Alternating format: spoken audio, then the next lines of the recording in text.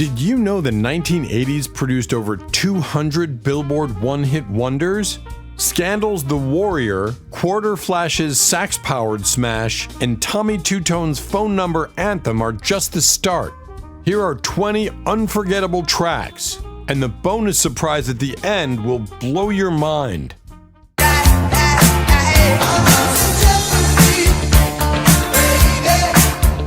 Let's start with number 20, Jeopardy!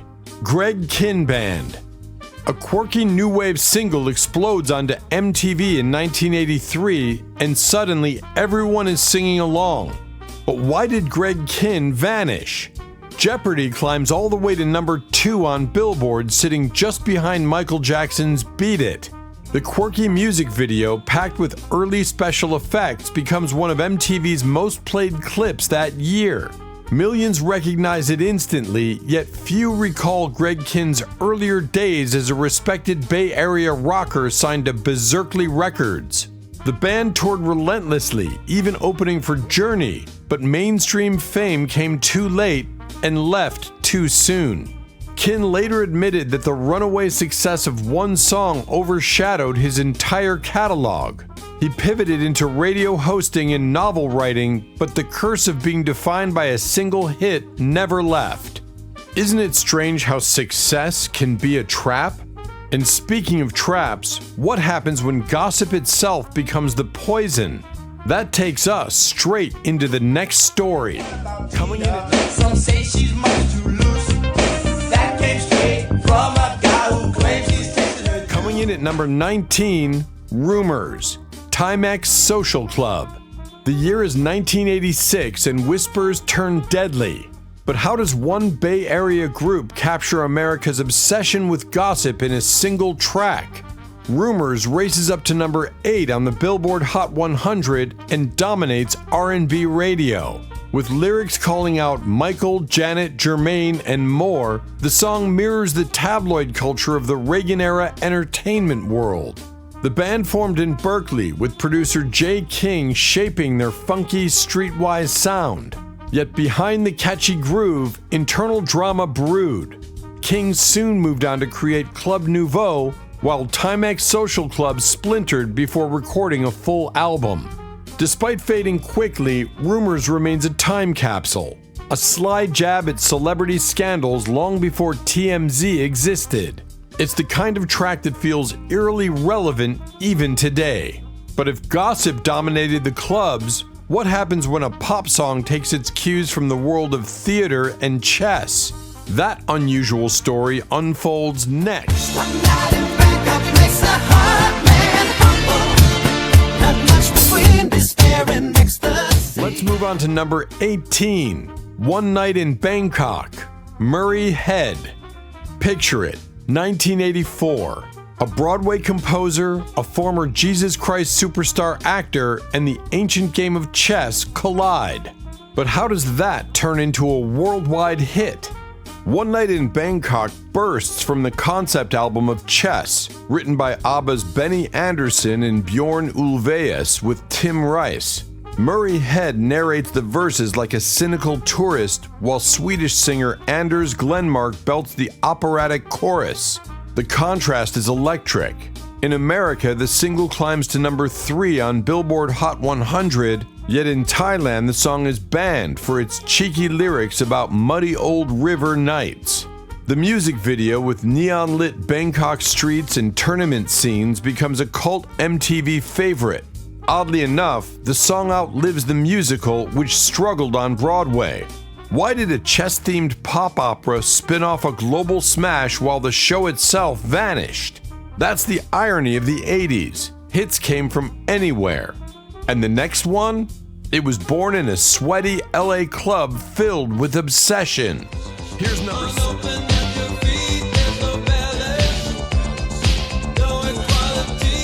Here's number 17, Obsession, Animotion.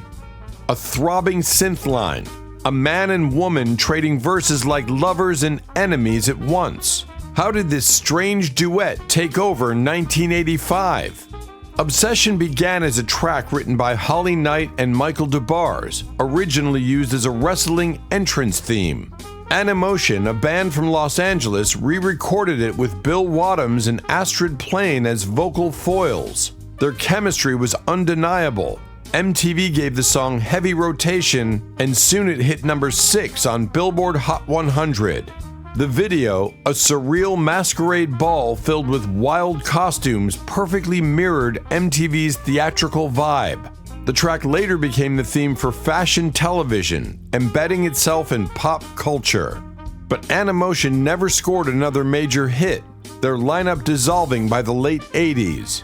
It's almost tragic, a band defined forever by one seductive hook. And yet, when obsession fades, what replaces it? Sometimes it's a breakout moment that promises the world and then vanishes almost as quickly.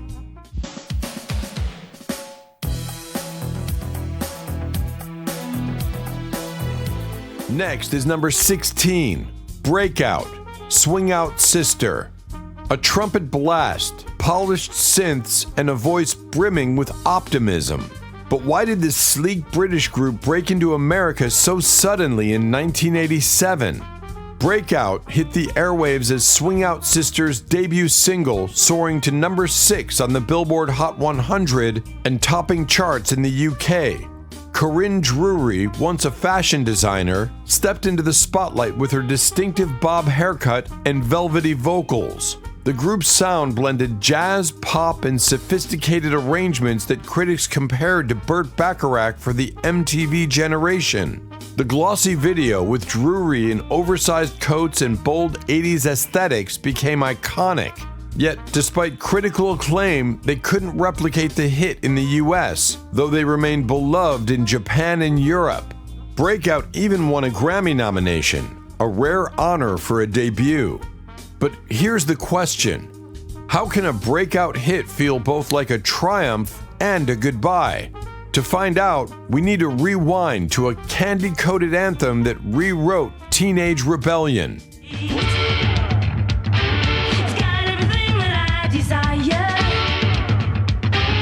Rolling in at number 15, I Want Candy, Bow Wow Wow. Imagine the year 1982. Punk energy collides with bubblegum pop. But how does a song originally recorded in 1965 resurface as a rebellious anthem? Bow Wow Wow, managed by Malcolm McLaren of Sex Pistols fame, fronted by 14-year-old Annabella Lwin, released their version of I Want Candy. The band's tribal drumming and surf rock guitar made it irresistible. MTV loved it, pushing the colorful video complete with wild fashion and teenage rebellion into heavy rotation. The track peaked at number 62 on Billboard, yet its cultural impact far exceeded chart numbers. Controversy followed. Lwin's youth, provocative imagery, and McLaren's manipulative tactics fueled scandalous headlines. Despite limited commercial success in America, the song became a staple in films and commercials for decades. But here's the irony: a cover song overshadowed the band's originals, locking them into one-hit wonder history. And when candy cravings fade, what happens when cheerleader chants take over the airwaves? That's where we're heading. Number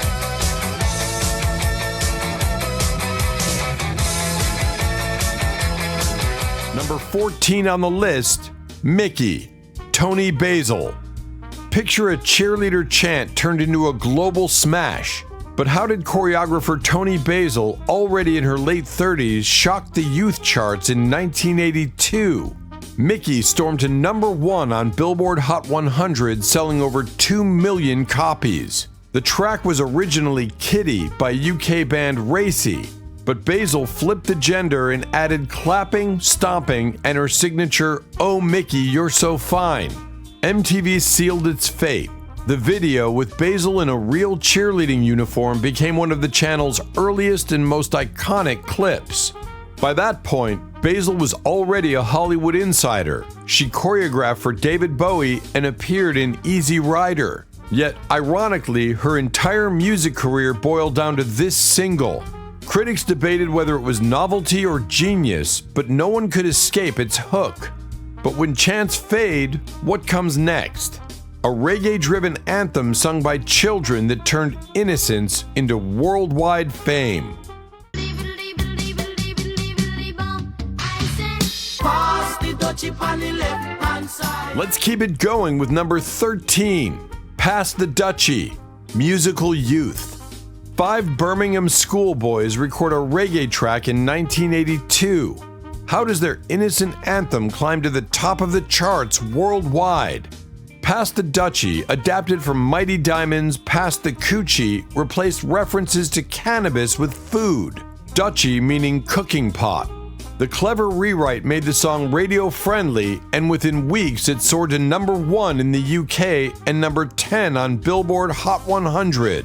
Musical Youth became the first black act from the UK to achieve such rapid crossover success in America.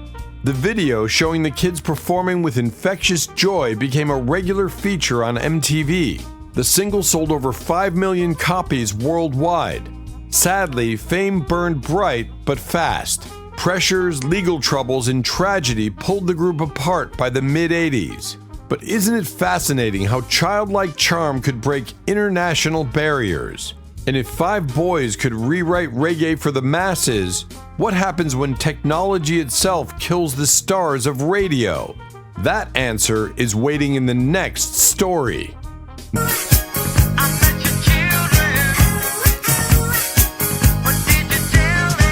Next up at number 12, obvious classic, Video Killed the Radio Star, The Buggles.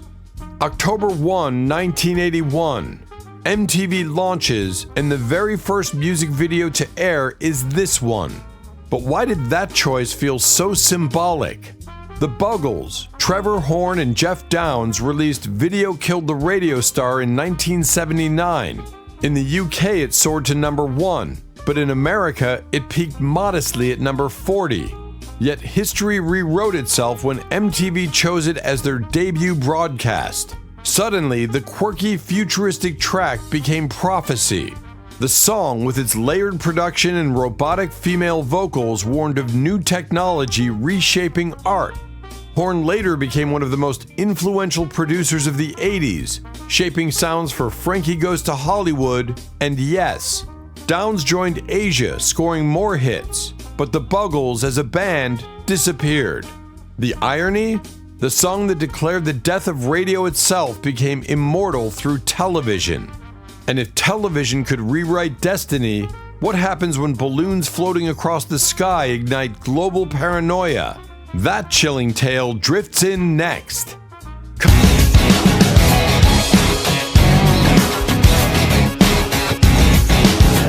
Coming in at number 11, 99 Luftballons, Nena.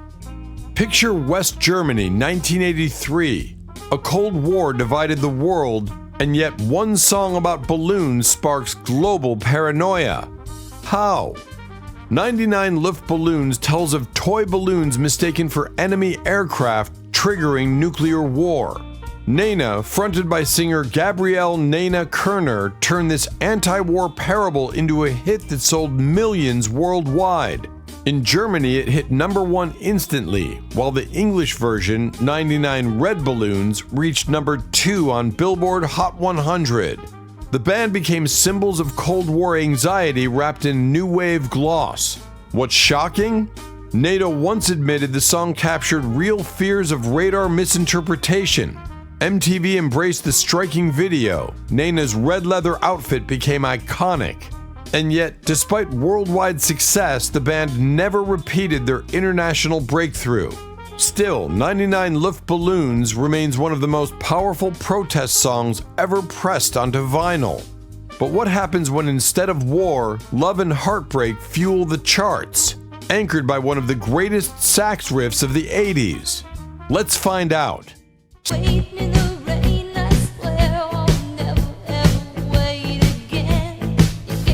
Sliding into number 10, Hardened My Heart, Quarter Flash.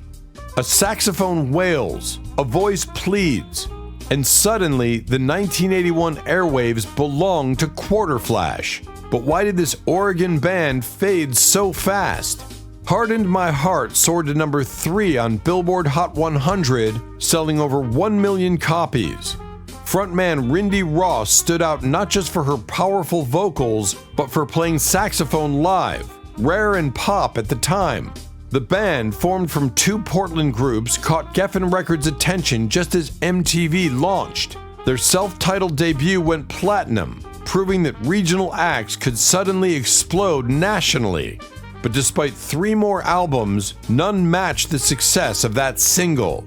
The 80s were ruthless. One moment you owned the charts, the next you were forgotten. Yet the song became immortal on soundtracks like Rock of Ages and Grand Theft Auto Vice City. And here's the big question. What happens when a song doesn't just play in clubs, but echoes like jungle cries across global dance floors? Let's swing into the answer. Let's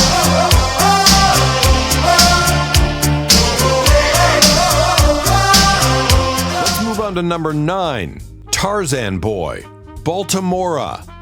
A jungle call echoes over synths in 1985. But how did a mysterious Italian project trick the world into thinking they were a band? Tarzan Boy shot to number 13 on Billboard Hot 100 and reached number 3 in the UK, selling over 1 million copies. Its "oh oh oh oh oh oh oh" jungle chant became instantly addictive.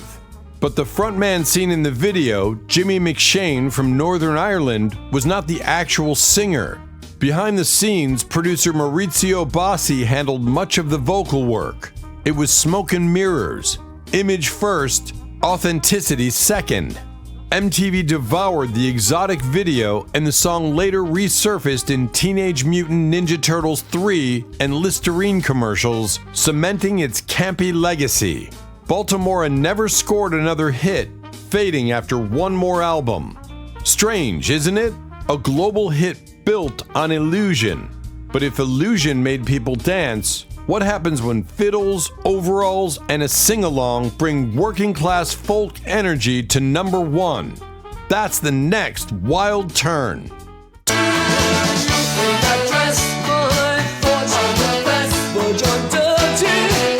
Time for number 8, Come On Eileen, Dexy's Midnight Runners. It's 1982 in the UK. A scrappy band with fiddles and dungarees releases a song that feels like a pub brawl turned celebration. Why did it conquer the world? Come On Eileen hit number 1 in the UK and dethroned Michael Jackson's Billie Jean from Billboard's Hot 100's top spot in 1983. Selling millions, it became the biggest selling single of the year in Britain. The tune blends Celtic folk, soul, and pop. Frontman Kevin Rowland leading a ragtag chorus in a song about young love and rebellion.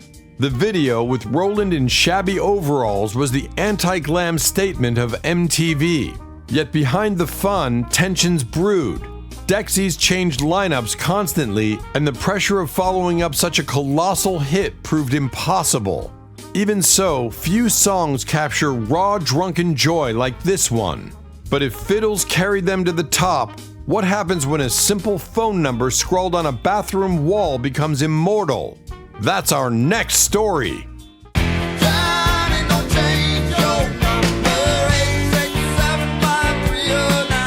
At number 7, 8675309, Jenny, Tommy Two-Tone. 1 phone number, 1 hook, and suddenly the world can't stop dialing. But how did a scribbled lyric turn into pop culture's most famous digits? Released in 1981, 8675309, Jenny rocketed to number 4 on Billboard Hot 100 and sold over 2 million copies. The number became real trouble. People across America with that phone line were bombarded by prank calls. Some sued, others cashed in. One plumbing company even used it as their advertising hotline. Tommy Two-Tone, led by Tommy Heath, rode the wave of MTV exposure, but they couldn't repeat the magic.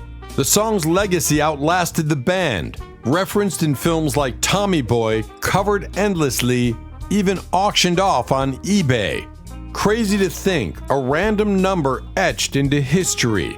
But if numbers caused chaos, What happens when one street address, Electric Avenue, sparks a protest anthem that grooves just as hard?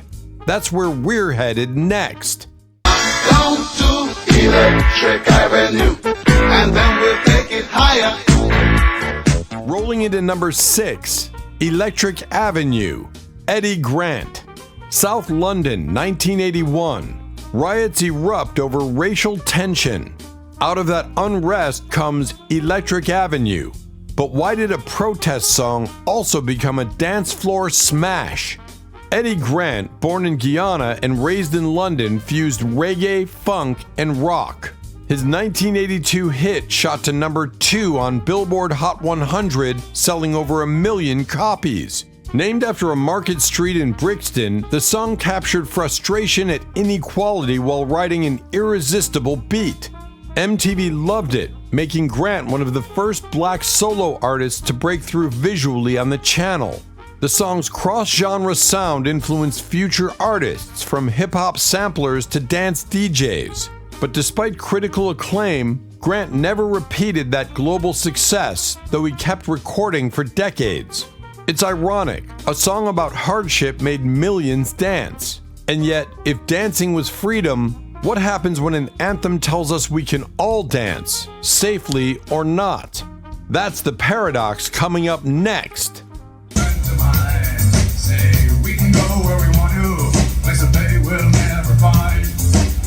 Let's hit number 5, the safety dance, Men Without Hats. Picture this, 1983, a Canadian band urges you to dance any way you want, even if it looks strange. But why did that rebellious idea catch fire?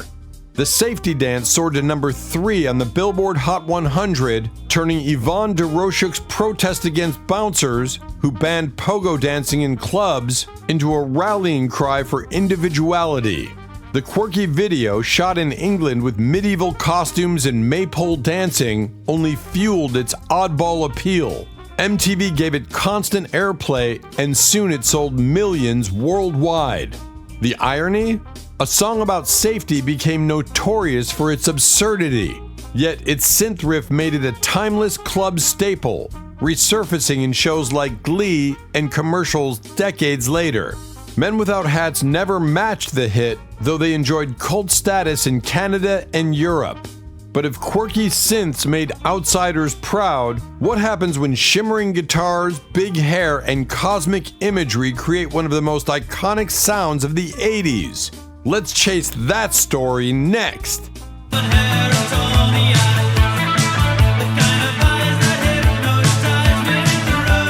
Next is number 4, I Ran So Far Away, A Flock of Seagulls. Big hair, alien vibes, and one of the most recognizable guitar riffs of the 80s. But how did a Liverpool band conquer MTV almost overnight? Released in 1982, I Ran climbed to number 9 on Billboard Hot 100 and became an instant new wave anthem. The shimmering, delay-soaked guitar from Paul Reynolds defined the era's sound. But what really propelled them? MTV. Their surreal video, with the band surrounded by mirrors and foil, was among the channel's earliest heavy rotation clips. Frontman Mike Score's gravity-defying hairstyle became iconic, even mocked on Friends years later. Though the band later won a Grammy for instrumentals, they never repeated their US chart success. Still, their influence on new wave fashion and sound was huge, inspiring countless acts. It's almost poetic. A song about running away made them unforgettable. But what happens when, instead of escape, music confronts heartbreak directly, with a single line that crushed listeners worldwide? That revelation arrives next. It's my final mistake. She's loving by proxy. No giving. Here's number 3, I Just Died in Your Arms, Cutting Crew. A haunting opening line, I just died in your arms tonight, lands like a dagger. But how did this British band create one of the decade's most dramatic ballads? Released in 1986, Cutting Crew's debut single shot to number 1 on Billboard Hot 100 in May 1987, selling millions worldwide. Frontman Nick Van Ede said the song came from a real-life moment of regret after an ill-fated relationship. The phrase itself? Inspired by the French term la petite mort, a euphemism linking romance and death. The song's soaring guitar solo and brooding video perfectly fit MTV's appetite for moody intensity. Cutting Crew followed with more singles, but none matched the scale of this global hit. Still, the track remains one of radio's most enduring power ballads. It's fascinating. Love and loss made them eternal. But if heartbreak defined this story, what happens when fire, leather, and a warrior woman storm the stage with defiance? That's our next anthem.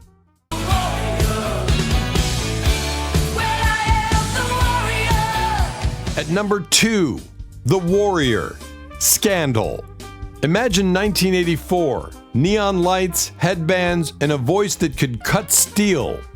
Patti Smith belts the warrior and suddenly rock has its fierce female battle cry.